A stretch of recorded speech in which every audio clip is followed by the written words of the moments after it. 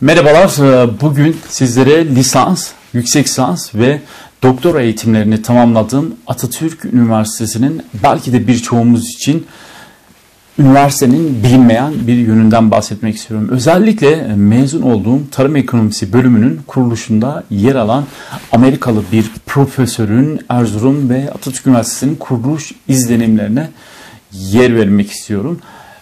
Bu konuşmayı yaparken bir Amerikalı profesörün üniversitenin kuruluşunda göstermiş olduğu adanmışlığa, yapmış olduğu gayretli çalışmalara yer vermek istiyorum. Atatürk Üniversitesi'nin kuruluşuna bakıldığında 1937 yılında Mustafa Kemal Atatürk'ün doğuda bir üniversite kurulması direktifini görmekteyiz. Bu ancak 1950'lerde somut adıma dönüşmeye başlıyor. O dönem Erzurum valisinin de gayretleriyle bu üniversitenin kurulacağı yer Erzurum seçiliyor. 1957 yılında bir kanunla gerçekleşiyor ve 1958 yılında Ziraat ve Fen Edebiyat fakültelerinin kurulmasıyla hayata geçiyor. Aynı yıllarda Amerika Birleşik Devletleri'nin Land Grant Üniversitesi örneğini taşıyan Nebraska Üniversitesi ile bir protokol imzalanıyor. Bu suretle, bu anlaşmayla iki önemli husus gerçekleşmiş oluyor. Profesör Orhan Türkdoğan bu iki hususu şu şekilde özetliyor. Birincisi, Doğu'da bu ilk üniversite Nebraska Üniversitesi gibi bir halk üniversitesi karakterini taşıyacak, Doğu'nun meselelerine, problemlerine ışık tutacaktır. Burada Nebraska Üniversitesi'nin bir Land Grant Üniversitesi olduğunun altını çizmekte yarar var. Yani Land Grant Üniversitesi ile neyi kastediyoruz? Aslında Land Grant Üniversitesi arazisi olan bir üniversite demek. Yani eğitim sadece teorik anlamda gerçekleşmiyor, aynı zamanda da pratikte kendine yer buluyor. İkincisi ise Nebraska Üniversitesi ile Atatürk Üniversitesi arasında öğretim elemanlarının mübadelesi hususunun gerçekleştirilmesinin sağlanması.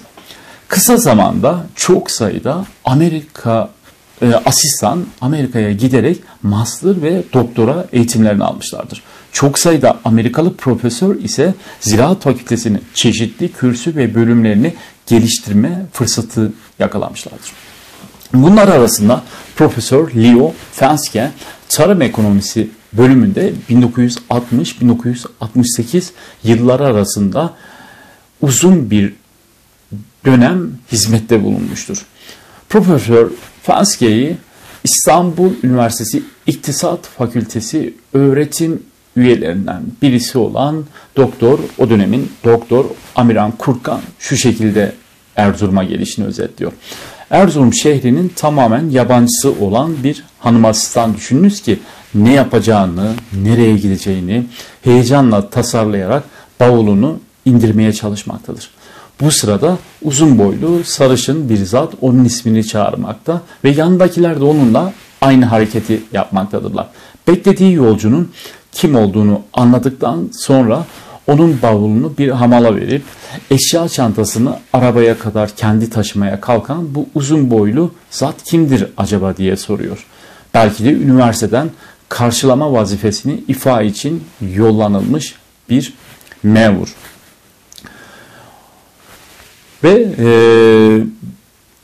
bu karşılamayı yapanın Profesör Fenske olduğunu duyunca zihninden bambaşka bir Fenske yer alıyor.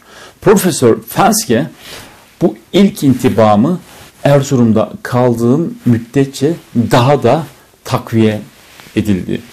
Profesör Fenske her fırsatta yaratılışının icabı olarak rahatça alçak gönüllülüğünü, iyilikseverliğini gösterebilmek imkanını bulduğunu söylüyor. Zamanla katil surette emin olduğu husus 32 daireli büyük lojmanda bana tahsis edilen dairenin ampullerinin noksan olduğunu daha ilk gittiğim gün fark edecek ve beni karanlıkta kalmaktan kurtaracak kadar hususi hayatıma ilgi duyan kimsenin bu ilginin nereden başlayıp nereye kesilmesi gerektiğini tayin edebilecek kadar iyi niyet ve iyi zan sahibi olmasıydı şeklinde özetler. Anadolu'nun Türkiye'nin en az gelişmiş bölgesi olarak ifade edilmesine rağmen hem beşeri hem de tabii kaynaklar bakımından büyük gelişme potansiyeline sahip olduğunu düşünür. Atatürk Üniversitesi'nin öğretim araştırma faaliyetlerinin mühim bir rolü vardır. Bunlardan birincisi terbiye vasıtasıyla zirai liderler yetiştirilebilmesi. İkincisi araştırmalarla bölgeyle ilgili ekonomik, sosyal ve kültürel problemlerin çözülmesi gerektiği ve tanımlanması gerektiği. Üçüncüsü bulunan araştırmalar neticesinde elde edilecek müşahedelerin halka götürülmesi ve tatbik edilmesidir. Doğu bölgesindeki köyleri ziyaret etmenin kendisi için o birçok fırsatı getirdiğini söyler. Ve Orhan Türkdoğan'la birlikte Doğu Anadolu'nun çeşitli yerlerinde Erzincan'dan Kars'a ve diğer bölgelere geziler düzenler. Örneğin Kars'ın Molika köylerinde Orhan Türkdoğan ile birlikte araştırma çalışmalarını yürütürler. Bu gezi Orhan Türkdoğan'ın doktora tezine malzeme temin etmek amaçlıdır. 1961 yazını köylerde tarla ziraatinin durumunu ve organizasyonunu incelediğini belirtir. Ve o kapsamda 23 köyü ziyaret eder. 1962-63 öğretim senesinin ikinci sömetresinde yeni binaya nakledildiğini belirtir. Burada daha çok odaya ve kimya, botanik, zooloji ve diğer branşlarla ilgili bir laboratuvara sahip olduklarını belirtir. Bu tarihten itibaren devamlı olarak ağaç dikim çalışmalarının sürdürdüğünü belirtir ve bunun yıllar sonra üniversiteyi mükemmel bir görünme sahip olduğunu belirtir.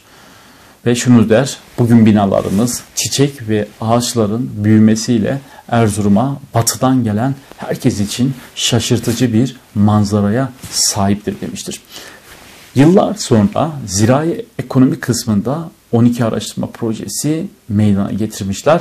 Bu projelerde 183 köy incelenmek için ziyaret edilmiş ve 750 çiftçiyle yakın işbirliğine gidilmiştir. Fenske'nin Erzurum izlenimlerine dönecek olursak 14 Ekim 1960 tarihinin geç saatlerinde Doğu Ekspresi Erzurum garında durmuş. İki yorgun Amerikalı Ankara'dan 2 günlük bir yolculuktan sonra nihayet şaşkın bir vaziyette trenin son vagonundan inmişlerdir. Bu iki Amerikalı Fenske ailesiydi.